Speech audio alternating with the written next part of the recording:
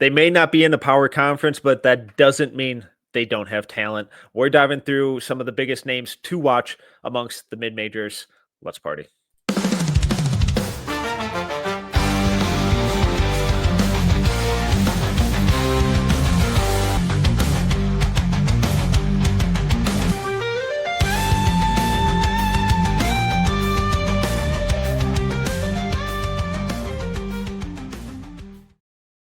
Welcome to another episode of the No Ceilings Podcast. I'm Tyler Metcalf, joined as always by Tyler Rucker. Rucker, how we doing? Metcalf, better now that I'm talking hoops with you, sir. Almost the end of the week, I guess, as people will be hearing this. It is the end of the week, but we had How the calendar preseason. works. Yeah, that is usually how the calendar works. We had preseason basketball on We today. did. You know, it's funny when preseason, the first game, I feel like it's just something I have to have on in the background, and I don't watch a second of it until like later in the evening. But it's just when it's live, I'm just like, oh, it just feels right hearing basketball commentary in the background. It's the same way I feel about the Hall of Fame football game. Won't watch a second, but just put it on the background while I'm, cooking or anything. How are we doing, sir? Fantastic. Fat Bear Week is over. Big update. Chunk won. Real upset story. One with the broken jaw. So, like, if you see a picture of him and like the right side of his jaw is hanging down, it's because he broke it in a fight. They didn't think he would even be able to make it to hibernation, and here he is winning Fat Bear Week. Just generational work ethic, commitment to the game, type of stuff. And I think they said he weighs like 1,200 pounds. Just insane stuff to do with a broken jaw. Goofy looking dude. And the Cubs are in the playoffs and currently winning. So fingers crossed. Who cares about that? We need more Fat Bear updates. I need Fat Bear to be a segment. Well, they're going to bed year. soon. So can we get a yearly Fat Bear Week? That would be great. I'm just going to pivot No Ceilings as a company into covering Fat Bear Week. I'm in. I have ideas. Let's run with it. Plenty of Fat Bear stuff. I mean, I also feel like at 2 more weeks, I might be pulling the Office meme where I'm like, can you shut up about the sun? Like, can you shut up about Fat It's Bear a week. I am done after this. But every time you bring up an update, I'm like, this is hilarious. So I'm in. That's great. Fat Bear Week. Shout out. Unbelievable. What a year. Shout out Chunk. Legendary stuff from him. All right. Just like Fat Bear Week. It's the mid-majors. I know. It's like, all right, so it'd be a great nickname, Fat Bear, for a hefty center, but probably not the most flattering. I'm not sure they would get on board with that. So I'll refrain. But we're continuing our conference preview stuff. But before we dive into that, quick bit of housekeeping. Steven had a really fun high school piece. He was in person the other week and wrote up his findings and takeaways on it. Nathan is starting his big question series with the young cores in the NBA. I just submitted a handful of pieces on Dwayne Aristode, Koa Pete, Nehemiah Turner, whole bunch of stuff going up over at NoCeilingsNBA.com. Make sure to check it out. Team's doing awesome work as always. And then also Rucker and I are starting a 30 and 30 series over on the No Ceilings YouTube channel. So make sure to go over there, subscribe every morning for the 30 days leading up to opening day of college basketball. We're going to be hitting you guys with a quick 5 to 10-ish minute video, breaking down players, giving you strengths, weaknesses, improvement areas, expectations, with our opinions, and then also a whole bunch of numbers, measurements, film, all that good stuff as well. So make sure to check that out. They won't be released in a specific order in terms of our rankings, so don't get too up in arms if a guy comes out too early or too late. But 30 days, 30 prospects should be fun. Yeah, it's been it was a project I wanted to do this offseason, kind of brought it up to Metcalf after we recorded an episode. And I was like, I have this idea. Wanted you to tell me, what do you think? And he's like, I'm in. I was like, oh, okay. And so now we've kind of turned it into our own format. It's turned out great so far. So I'm really pleased with it. Thank you for Metcalf for jumping in to do it with me. It's unique, it's different, but it's also going to give some similar vibes to shout out to the old Box and One spins. I think people are going to like it a lot, and I think it's got a lot of potential to keep blossoming. So it's been a fun project, Metcalf. I had a lot of fun doing that, and Man, it's scary also to say that out loud of like, oh yeah, there's 30 days coming up until college draft season's back, baby. So I'm so pumped. Like, let's just get going, ready to roll. And roll is exactly what we're going to do, and that's right into our first team, San Diego State Aztecs. Our past conference preview episodes have been a little more structured. We're not going every single mid-major conference. Sorry, folks. We're going to hit the big ones. And I think one of the biggest ones to keep an eye on, especially from a draft standpoint, is San Diego State with two big name returners. Two guys that I was actually pretty surprised both decided to return, whether, staying in the draft or transferring. I didn't think either would be back at San Diego State this year, but here we are in Magoon Gawath and Miles Bird. Also have a really intriguing incoming freshman point guard in LZ Harrington. Ended up, I believe, at 71 on ESPN's Top 100. Where do you want to start with San Diego State? I feel like let's start with Miles Bird because Magoon's going to probably get some lengthy discussion. I mean, they both probably are, but where are you at with Bird coming into this year, the Bird man? I was not as into him last year as a lot of the online draft community was. Mm-hmm. I got the intrigue. Yeah. The defensive playmaking stuff was insanely good. And his block rate of 4.9, steal rate of 4.3 as a 6'7" wing, really, really good stuff. But the flip side of that is that he was incredibly undisciplined and gambled and jumped at everything. So it's like, all right, cool. Well, you're getting a ton of blocks and steals, but on those possessions where you're not, you're either fouling the guy or taking yourself out of the play by missing the pass entirely or leaping at a shot fake that gives your guy a wide open jumper or layup. So the numbers I thought were really impressive, but also incredibly misleading. Yeah, it was Miles Bird for me last year was kind of like I was at, a barbecue and just was like the most thirsty I've ever been. And it was just a tub of Kool-Aid. And it was like, you could either have that or nothing. I was like, all right, I'll drink the Kool-Aid. Like I just kind of jumped in on that. I got the intrigue right away. Cause you watch clips of him and early you're like, oh, I get it. This floor spacing, skinny, lengthy defensive 3-and-D. This could be fun. Mm-hmm. Then we saw the shot start to struggle and you're like, now what is it?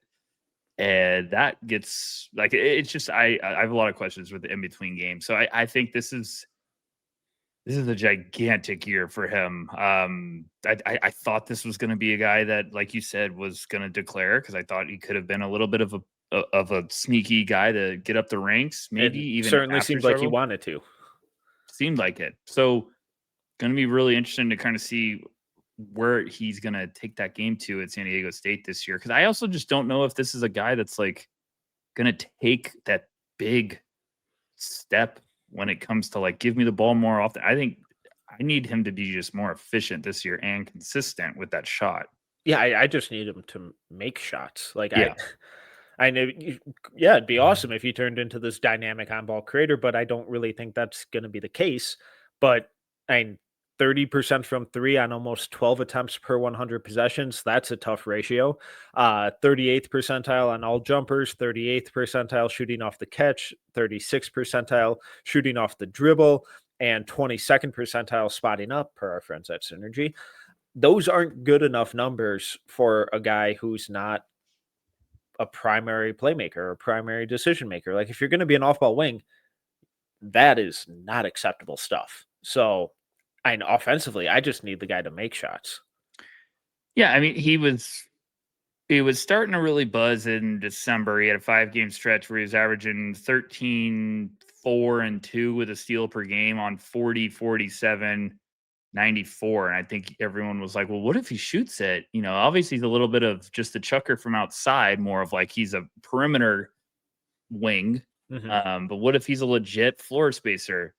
Then he has a solid January, he averages 15, 3, 2, and almost 3 steals a game with a block, but it's on splits 39, 35, 73. And then just the next month, his splits 31, 16, 83. He averaged only 9 points per game. You just quickly kept waiting for it, like the the roller coaster. You kept waiting for it to go back up, and it just like seemed like it never did.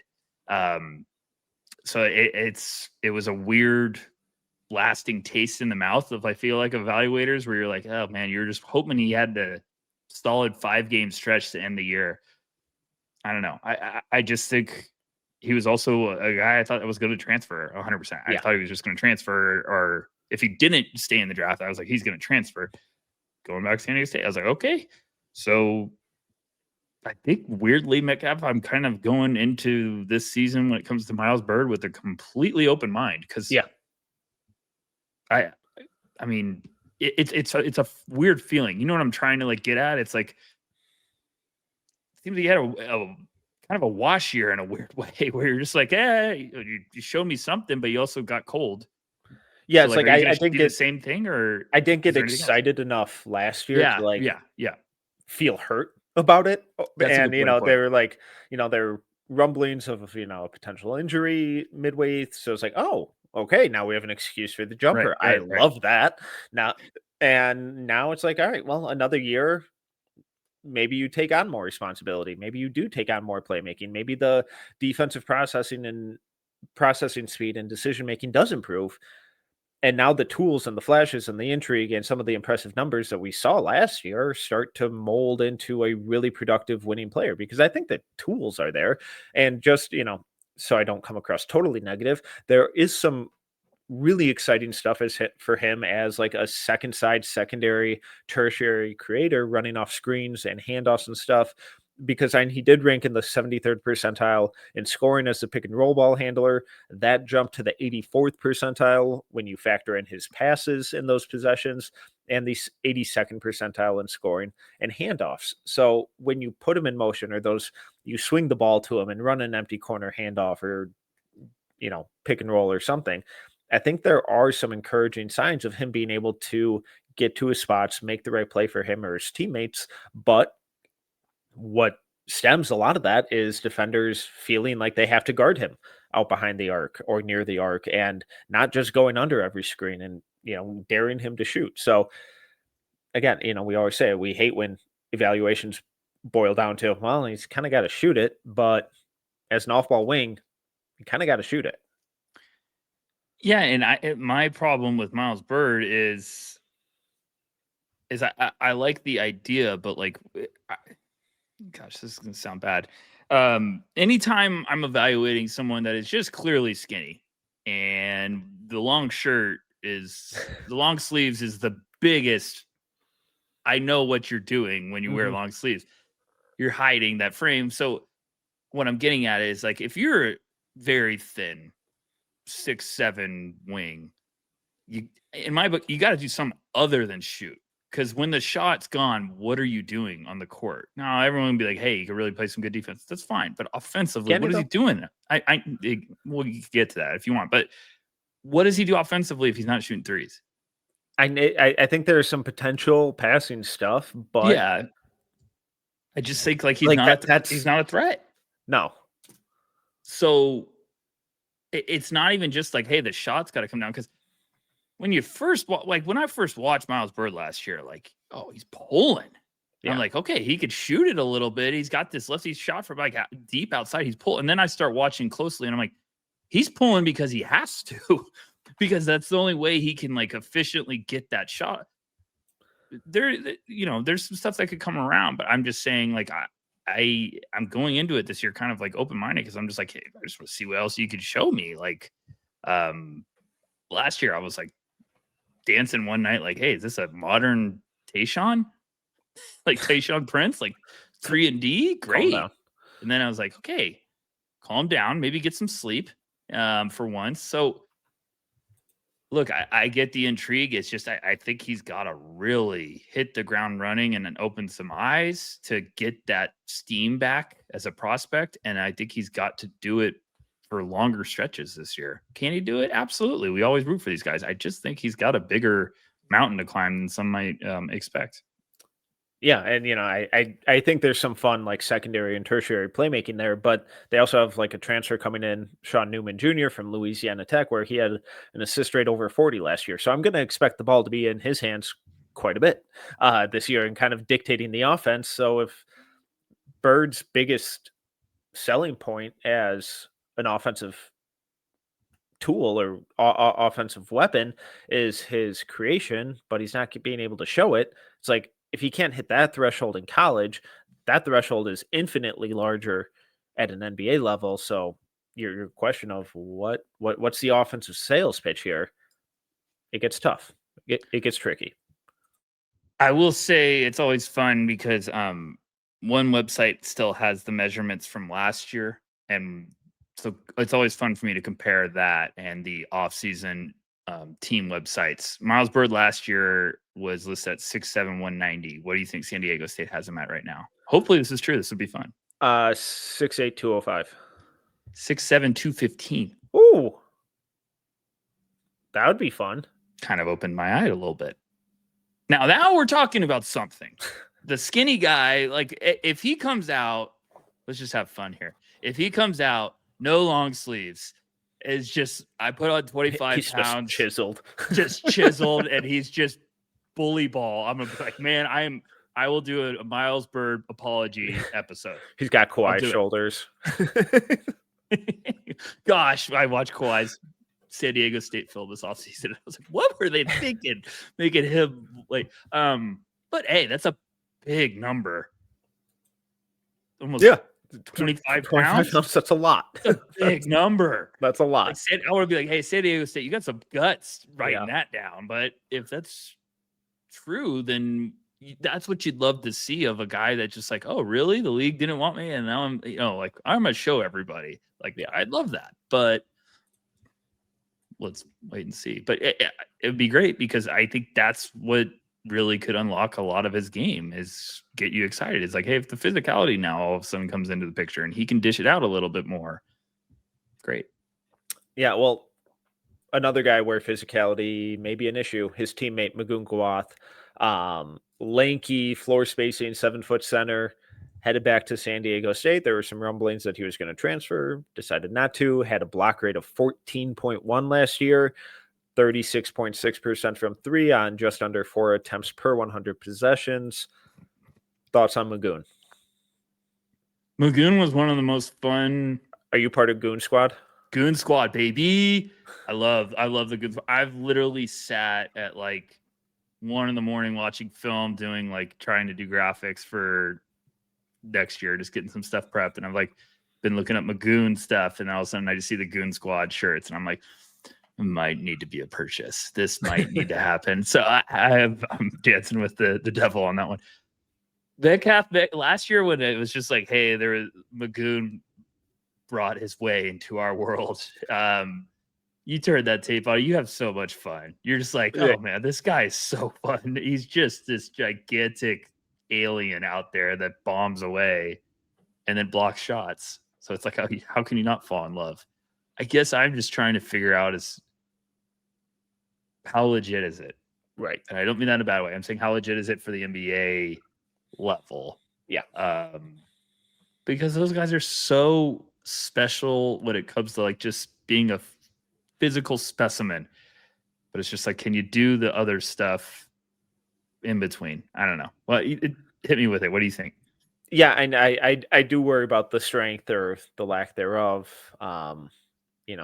Offensive rebounding rate of 8.8 is okay.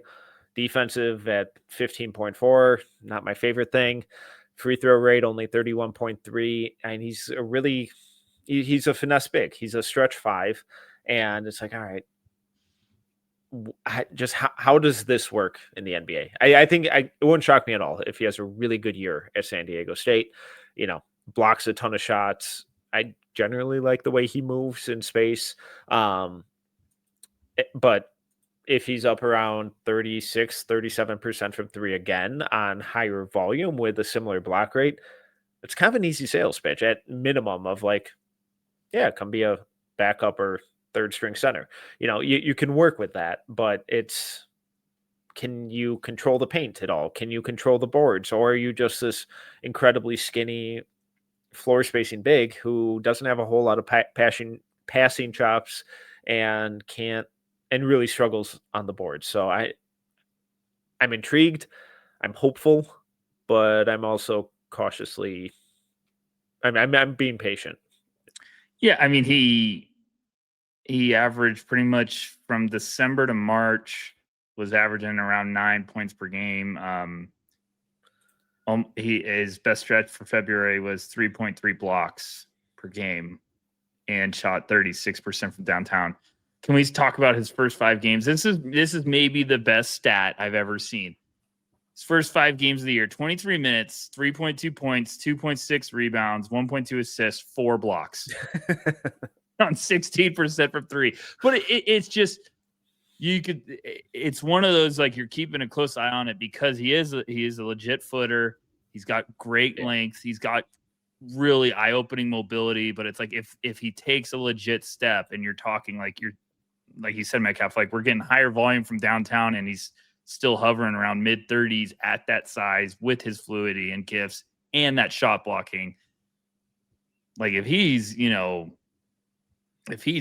around 14 and 7 with that stuff, whoo, you could talk me into it because then he's a weapon. Yeah, like he's a unique weapon for an NBA team to be like anything else we get is unbelievable, but he's going to be a matchup problem. Like, could he do what Quentin Post did in Golden State or what Duop Reith has been doing in Portland? Like, I think people sleep on Post playmaking.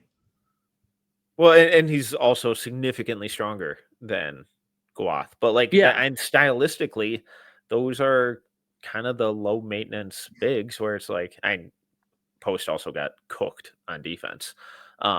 Yeah, I mean the whole town knows Frank, but I know what you're getting at. But like that kind of style of big, is that underselling or too optimistic? I mean, I hate that people are just gonna be like, "Oh, this is bull," but it's like I also think like Magoon might have way better defense. Yeah, his defensive instincts are significantly better. Like you don't have a 14.1 block rate by gambling and guessing at everything. And you watch him in the open court, and you're like, "Oh my gosh, how fluid he is!" So it's not like clunky, like oh, he's just loading up to block shots. Like he's got really. So that's why I think this could, if he takes a step, you get really intrigued because you're like, "Look, this is legit 3-and-D as a 7-footer, with like serious shot blocking stuff." So maybe you could even be like, "Hey, we'll put him next to a natural center and just go jumbo package at times." Johan Berenger and Magoon Guath. Gosh, that sounds like a buddy. I don't know, Metcalf. He's one of the tough ones because I'm a root for him. I like it. I like the game. I like the tools. It's just how ready is it for a sophomore leap? I watch him sometimes and I'm like, this might just be a junior guy, but wouldn't it be shocking to me if he's just taking another nice step this year? The other name on San Diego State, who I think is not a this year guy, but someone to keep an eye on long term, incoming freshman point guard LZ Harrington. Really fun slasher, playmaker, on ball defender. Shot needs work. It's just kind of slow and just like I don't think he's a bad shooter. I think it's workable. It's just kind of slow and looks a little unnatural right now. But intriguing long term guy. Anything else for you on San Diego State?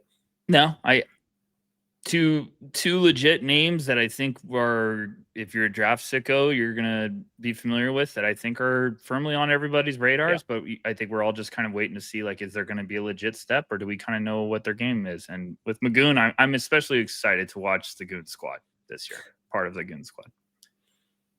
Okay, let's move on to Gonzaga then, who yet again just a bunch of returners and upperclassmen. Graham Ike, Braden Huff. They're obviously losing guys like Khalif Battle, Nolan Hickman, Ryan Nemhard. Where do you want to start with Gonzaga? I feel like this has always been a team where there's always some guys you're like, oh, I do like them a little bit. I like Graham Ike. I've always liked Braden Huff a little bit more than I feel like. I don't know. His freshman year, I watched a Gonzaga game and I was just like, what am I missing? kind of like this guy. He could play. He's young. Like looks like a potential like stretch big maybe that you just need to work on the in between game. And I don't know. Am I crazy? Is there No, I sleeper potential? I kind of like Huff. Yeah. Like I mean, apologies for the drive by here to the Biddle family, but like when Nate Biddles was getting all that late love last year, it's like, well, is Braden Huff really all that different? I love the drive-by thing. Okay. We need to make that a bit. But That's a and like good one. he's got like really good scoring touch. I think he's a smart passer, really good ball security, solid defender. And true shooting percentage of 60.3, block rate of 4, not ideal, but not bad. And 28% from 3. So if he can get that up over 30 on similar or even just a little bit higher volume while continuing to incorporate some of the interior finishing stuff, he's an interesting guy to keep an eye on at least. I just watched them and he's always got my attention. You look and you're like, okay, well, he's got this size, and it's like, why doesn't he get more rebounds? And it's like, well, they're also just, I'm trying to figure out if that's more system stuff and playing with Graham Ike, and Huff seems to be more of like a perimeter big. So I don't know. It's just one of those names where you watch Gonzaga games sometime and you're like, man, Huff just keeps always like standing out, like in a good way. Like in it, I think it's what you're saying. It's the basketball IQ and stuff. Seems like a guy that's either going to go like to the G League and someone's going to be smart and give him a shot, or he's going to make so much money overseas playing in the like, or he's just going to hustle the crap out of people at the YMCA. Like it's just like, I like the way he plays. He just plays the game a smart way. He also just sometimes I'm like, maybe you just needed to be like a 90s forward and you would have been a first round pick. Maybe. I think the other two most interesting names are two of their incoming freshmen, Davis Fogel, I think number 32 on ESPN's top 100, and then coming over from Spain, Mario Saint Supri. I really I think Fogel's really interesting. Maybe not this year guy, but really fun off-ball mover, off-ball creator, off-ball scorer with some fun passing stuff, rebounding. And my dog is harassing me because it's almost dinner time, so apologies for any grunting you may hear. I promise it's not me. But Fogel's a really interesting player. Just has to get better, a little more consistent as a shooter. And then Saint Supri, there's a lot of intrigue with him. I like both of those. I think that's a good shout out. I do like. I've watched Fogel before. I've liked him. Both of their freshmen coming in. I think are a little bit more intriguing. That you're like, hey, I'm going to keep an eye on Gonzaga to start the year because maybe there's something here. St. Dupree, I feel like we did a FIBA thing. I was like, okay, this guy's got some stuff. I was excited when they got him late. So, yeah, I like that. Those are good two shout outs. It's tough. Gonzaga, I feel like just always doesn't have like the heavy hitter one and dones that were, like we had the Chet year. And I feel like since then it's just been like the Chet and Suggs year were very fun years. Very fun years. Now it seems like they're trying to be back to like, okay, let's build guys that are going to like, oh, we're a program. Deep. Boo. Yeah. Boring. Boo. Pass. Sell Give me out stars. again. No, I'm kidding. But they are putting together some guys that really look like intriguing. Yeah, like I think they could be a really good team come March. Also, apparently Ty and Grant Foster might be back for year 14. I think Maxwell in our group chat, when they announced that he got cleared, Maxwell said like he can't keep getting away with it. And I was like, I can't stop laughing. And I love Ty and Grant Foster, but it's also like, did I love him 3 years ago? And then 3 years before that. And it's just like unbelievable. But and like I don't think I even love that fit. And it just doesn't feel like a Mark Few Gonzaga type player. But no, it seems like a guy that needed a home, and Gonzaga was like, we'll take some talent, we'll figure it out. But I like TGF. It's just older. That's all I got for Gonzaga. Go Bulldogs, huh? All right, let's move on then to San Francisco, who probably have the biggest name returning guy in the mid-major, Tyrone Riley the fourth. Riley was potentially kind of or started the year as like a sneaky, as like, oh, is this dude going to be a one and done? And then consistency tailed off a lot, but the intrigue was all still really there. Decided to stay at San Francisco, which suggests to me he's going to get the ball a ton and be able to experiment and run the show and do a lot more stuff and really surpass his really low usage rate from last year. Could Riley go first round? Yeah, absolutely. Spoiler alert for everyone, 30 for 30 or 30 and 30. The first video is Tyrone Riley. So that'll be up Saturday. That is tomorrow. As you're listening to this, tomorrow you can come back to the No Ceilings YouTube channel and watch me and Metcalf do crazy in-depth stuff with graphics and stuff on Tyrone Riley. So I still want to talk to him because I just love him. I when I was talking it out with you, and then we were kind of projecting like, hey, what needs to get better, and talking out like scouting wise, and then you watch the film again, because that's what I always like to do, is like, all right, now let me go back and watch it and see if kid knows how to play. Kid knows how to play, and if the weight gain is true, which is that's a plus 20, that's a big number. But like I saw him in person this summer, and I was like, he ain't 180. Like he's got some pythons developing right now in his upper body. I think he's gonna have a big year. A lot of smart stuff, Metcalf, and on tape. You said that a lot during that 30 and 30, but like a lot of stuff you get really excited about when it just comes to like the winning plays. I think it was like the off ball movement, or we just happened to talk about 4 straight guys that are really good off ball movers. But I think with Riley, I just really see a path for him to be a first round guy, because he's a sophomore, but he's also a sophomore that every NBA team is like buzzing about, of like, this is the guy we think is going to break out. And then he had that good USA mini camp. Yeah. Which I always think I think that's like gold to NBA scouts. I think that's where they start. They love that camp. They love that camp. They go crazy for that camp, or we just, have the same people that we talked about. It's just like, they seem like yeah, I like him for next year. So I don't know. Yeah, my big thing with him is, all right, who are you going to be? Because if you're going to be an off-ball wing, off-ball shooting guard, I desperately need more than 32.6% on just 5.4 attempts per 100. I need the volume significantly higher, and I need the efficiency significantly higher.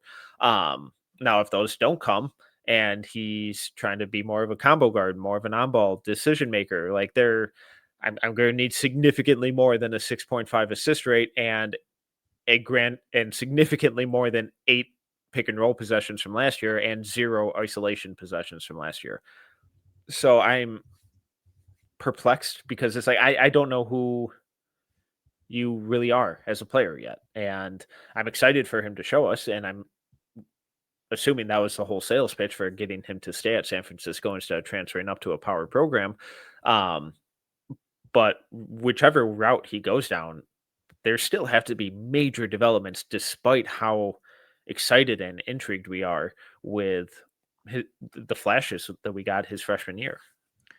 Yeah, it's just when you're when I'm evaluating, and I'm looking for the potential leap guy, this is the poster child. Like it's just when you're watching and you're like, everything's telling me the confidence is building. Like with Jaden Ivey, everyone saw it coming from a mile away, because you just saw how he ended the year, and you're like, if he attacks this offseason, he's gonna be a bad man next year. And it's like, watching Riley on film last year, you're like, he's not ready right now, but there's stuff here. Like I've got to make sure to circle this name. And then you pair that with like the offseason he's had. And like, I don't care what you say. Like I saw him in person, and if he put on 20 pounds, good weight, you're not doing that just by sitting around and doing nothing. Like he was cut up, he's stocky. So it just also seems like it might be a kid that's like, hey, I don't even know how good I can get. Like I'm starting to feel more confident, but I don't even know what my game is right now. So that's where I get excited, is like, hey, he might start realizing now, like, I can bully my way to the basket a little easier. I can dish out some punishment offensively off the bounce.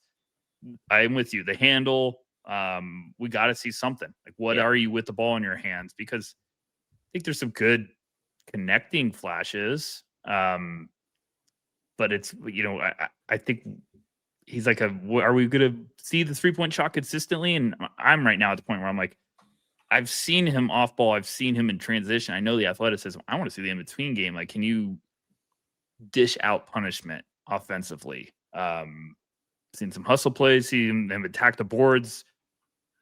That's all going to get a lot easier now when you got a little bit of extra weight to throw around. Absolutely.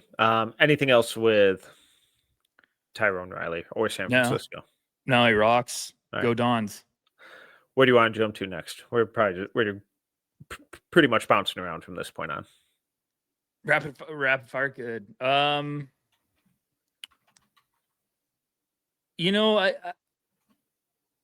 St. Mary's has got a couple guys. Intrigued to kind of just see. No, I'm not saying these are like, hey, these are top 60 on my boards, but like this is the time of the year where I'm trying to keep an eye on some names of like these could. Wonder if they had an amazing offseason and they're really cementing themselves. I like Mikey Lewis as a guy keeping an eye on. He was a 6'3" point guard freshman last year that was around 180. Just when you watched, I was just kind of like, this looks like it's a good sophomore leap candidate. So I'm keeping an eye on him. And then I'm going to say his name wrong, but here we go. Metcalf is preseason. I'm not bailing you out on this one. Paulus Maraskis at St. Mary's. Going to be a junior, 6'8", 235. Just want to see the kind of jump. I always have a soft spot for some St. Mary's prospects because I grew up going to some of those games and it's a good program. Just want to kind of see. I like how they always get some international guys too to kind of let them groom and develop. So just keep an eye on those two. Any ones for you? I mean, those aren't the only ones I have, but I'm just throwing out patient. Not with St. Mary's, but I think a big one to keep an eye on is Mason Falslev from Utah State. Really started to come on last year towards the end of the season. Fun shooter, 38% from three, but also good rebounder, some real passing stuff to his game too. Steal rate of 4.2, really encouraging stuff, but just one of those guys that kind of kept popping up as the season went on and sprinkling in some really, really good versatility. And it wouldn't shock me if he really emerges as like a legit guy this year that starts to get in some conversations. Yeah, he was the one I thought we were going to probably talk a little bit about. Man, he's fun. Yeah, he's the weird one on the fence right now where I'm like, are you just a really good college player or could we get serious about the NBA stuff? Because, he comes down in transition and throws down like a angry taunt, like slam on someone. And you're like, where the heck did that come from? And then he's got some really good feel and like vision stuff and got a little bit of that old school, like side set shot, but it's also like quick too. A lot of tools that I like. Yeah. So I think Maxwell also had him in one of his no stones unturned piece. Shocker. Maxwell has a guy in the no stone piece, but go check that out at noceilingsnba.com. But yeah, so I mean, definitely on my radar. When we wanted to do mid-major, I was like, oh, that's going to be Utah State. Let's talk about my guy. So I like that one. That's a good shout. Yeah, and just something I'm really intrigued on is just to see how the on-ball scoring continues to develop because there's some really encouraging playmaking numbers and film, obviously, with him. Assist rate of 21.7, but then when you even just look at his pick and roll ball handler possessions, 22nd percentile in scoring. Don't love that, not great, Bob. But when you include his passing, jumps up to the 76th percentile. So I think there's some sneaky combo guard stuff with him down the road, obviously depending on how this year goes for him. Yeah, absolutely. Who you got? I'm gonna go Quentin Jones, gonna be at St. Louis. Just intrigued. There's just one of those guys, you looked at the numbers and you kind of get a little bit excited of like, oh, we're taking steps forward. He's a freshman at Cal Poly, then went to Northern Illinois last year, had 16, 4, and 3 on 45, 35, 76. Now he's going to go to St. Louis. I just those are the guys I kind of just keep an eye on. I'm like, okay, you got my curiosity a little bit, 6'5", 180. Got my attention. Going to be a junior. So, yeah, I'm keeping an eye on Quentin Jones. My next one, this is a guy I immediately fell in love with last year. I saw him in person a couple times. No Ceilings Plus subscribers will know about him because he's in a couple of those write-ups. Nolan Minisal from St. Thomas. This kid rocks. 6'5" sophomore, really good frame. He was a little skinny last year, needs to bulk up a little bit, but insane motor, really good physicality. When I saw him against Money Williams, and he was the best player on the court. I saw him against Jackson Money, and he was the best player on the court. He was guarding Money for a lot of that game and just bullying him as a 6'5" guard. Really fun player. 63.5 true shooting percentage last year, but the defensive end was sublime. Block rate of 5, steal rate of 2.6, has to figure out the shot. Looked last year, the way he would go through warm-ups and stuff, like he was almost overhauling it and reworking it because it was really slow, it was really methodical, and he just seemed really focused on keeping everything in place, which ties into, relatively low volume from outside. Raw percentage is okay, but the way this kid gets to the rim, passes out of drives, cuts off ball, rebounds, defends, it's really fun stuff. And I was shocked that he didn't transfer up. Wow. You getting a cut from the agency or what? No, I'm kidding. That's a good one. See what else I got.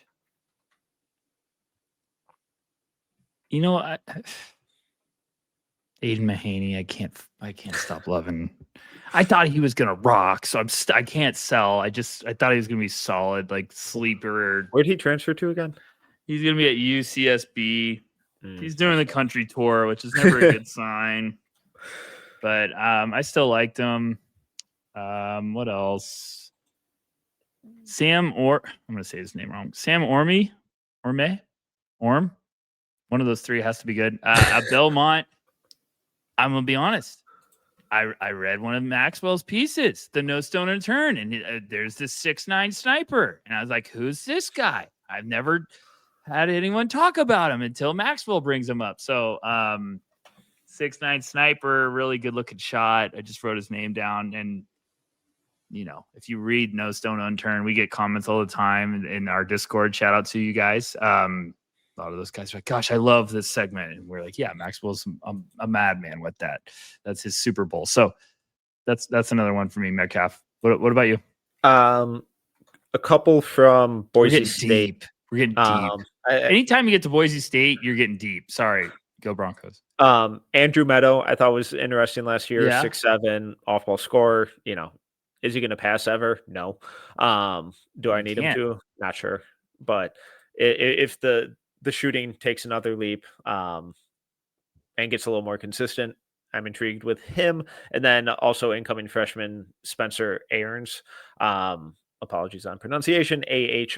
He was in the FIBA U19 with Canada over the summer and played really, really well. Another taller wing with really good shooting range, solid rebounder. Showed some stuff, a little stiff as an athlete, but some intriguing tools for the long term. Only final name I had was Rafael Castro, who's at GW. It's George Washington for people that aren't, hip on the street. He's going to be a senior, 14-9 with 1.4 blocks and 1.2 steals last year. Doesn't shoot it from 3. But it's all stuff when we try and like, oh god, I found the steep cut. I really like him. Oh, the motor, the passing, the finishing, the frame. Can't try to slip that all. through. Try to slip that through, and just had to make it a thing. So he's 6'11", 220, or he was last year. Oh, he's gonna be a senior. So 66, 0, 63. We don't need to worry about the middle number. So yeah, there we go. If you're 6'11", I don't necessarily. I don't need you to shoot it. Just hit. Well, let's get those. Let's get up to like 17 and 12 this year and have a talk. We'll see what happens. It's get weird a little bit. The worst thing is like when you're going through box scores, just like, all right, who popped today? And it's like some random guy from a mid-major goes off for like 40 and 15 and 8, and you're like, "Oh my god, I just found the diamond in the rough." And then you click on him and it's some like 5'10" point guard who's 25 years old and has a Everyone does it. career 3-point percentage of like 8. And you're like, If you evaluate and scout and have fun doing this, we all do it. "Oh, just all the So time." many times last year, I'm like, oh, that's a big game. I pull it up, 6'1", 27 years old. Nope, no, not gonna happen. All right, last couple for me. Loyola, Chicago, Miles Rubin, can't stop, won't stop. Can't stop. Still really, really like him. Not sure if I should be worried or not that he hasn't transferred up. Desperately need him to make that leap. He was awesome as a freshman. Wrote about him then. Fun sophomore season as well. Maxwell's written about him. I believe he was in his No Stone Unturned over this summer too. But really fun athletic shot blocker. Just needs to take that leap. Another guy who was at FIBA U19 over the summer, really, really, really awesome play with Switzerland. Day and Nessa going to Cleveland State, Toolsy wing, really fun player. Hopefully what he showed this summer translates over. And then lastly, fun scoring guard in Money Williams going back to Montana. Got to see him in person last year. Just need the defensive consistency to improve a little bit. Fun scorer, some fun passing stuff too. Just it'll be interesting to see it all hopefully come together this year. I'll throw we're in the trust tree within the nest, are we not? Okay, so I'm gonna throw one out there that's just like a what? But hey, let's have fun. Rayshawn Seamster. Okay. He's like 6'8", 200, like one of those freak of nature you built in a lab, moves all over the place forwards that like doesn't shoot a bunch, but just like looks like an NBA. He moves that way. If he could shoot it at all, I'd probably be like, hey, like let's talk. But that's so he's more of like a Rasheer defensive.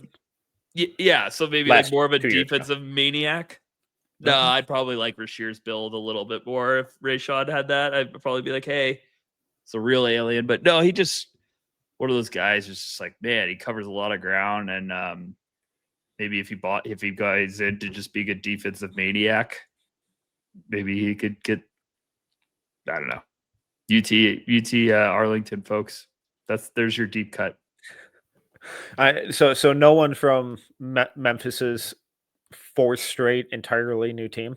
Well, Aaron Bradshaw's doing the country tour too. Him and Aiden Mahaney have gotten good points. So I always like Aaron Bradshaw. Root for him. Plays hard. You play hard, I'll always root for you. Doug McDaniel, he's fun. He's tiny, but he's fun at least. It's always fun when the expected to return column just says none. And then the incoming transfers is 15 names. It's just insane stuff. It must be a return none. It must be a horrible way to have to build a program. And Memphis isn't the only one who is doing it. Just should we're always like, hey, like you said earlier about Miles Rubin, it's like, is it bad that he has a transfer? Is it bad? What if kids are just like, hey, I'm happy here? Screw your happiness. I'm trying to evaluate you. I would love that if a kid was just like, I like it here. I don't need to go. Well, yeah, of course. Miles Rubin, I believe, is also from Chicago, so he stayed home. What is he like? Going to go to Illinois and be like their 6th guy? It's like I think he'd probably just rather be like, he's not from the Balkans, so I don't think they would. You know what I mean? Oh, that was good. That was a good joke. I shouldn't have jumped on that. No, it's cool. Just trample over humor. Yeah, it's fine. It's fine. It's all right. But I get it. Anything else you got? No. Mid majors are always tough because especially now with the portal, because we're always just like, if you're that big of a name, you probably transferred. And if you're not, then we're really rolling the dice on being like, could this happen? But it's always fun to just dive into the depths and be like, let me educate myself, because there is those games during college basketball Metcalf where we're like, man, there's really nothing on tonight. And you're like, well, I'm glad I listened to the No Ceilings mid-major episode, because I do know Money Williams and Montana are on ESPN 8, the Ocho. This is also an episode that we could very easily do in like 3 months once some guys inevitably start emerging, where where Bennett starts to come into the fold. Right, It's like, right, oh, right. who is this guy? So there'll inevitably be a ton of those guys, but there's the transfer portal has definitely hit the mid majors this year. Felt a little more aggressive than the past couple, but we will be back next week, I believe, with the pausing for dramatic We effect. got heavy The Big hitters coming, folks. Big East preview next week. That should be a fun one. Then we're going on to ACC or SEC, and then wrapping up with the ACC. College basketball's right around the corner. NBA preseason has started. Make sure to check out the No Ceilings YouTube for the 30 and 30 series that we're doing. 30 prospects in 30 days. Should be a blast. But until next time, he is Tyler Rucker. You can follow him at Tyler_Rucker. I am Tyler Metcalf. You can follow me at Team Metcalf11. Rate, review, subscribe, 5 stars, all that good stuff. Until next time, see ya.